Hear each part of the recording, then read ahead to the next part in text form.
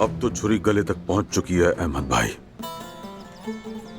इसलिए अब उनके हिसाब का वक्त आ चुका है। अब सब कुछ और सारी हकीकत सामने आनी चाहिए। बुरे लोगों को सजा मिलनी चाहिए। हर हाल में ऐसा होना चाहिए।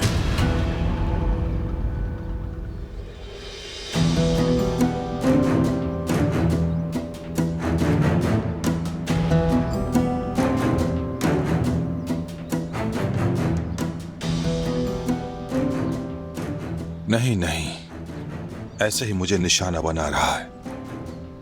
मुझे कुछ करना होगा। लगता है कुछ बताने वाला है।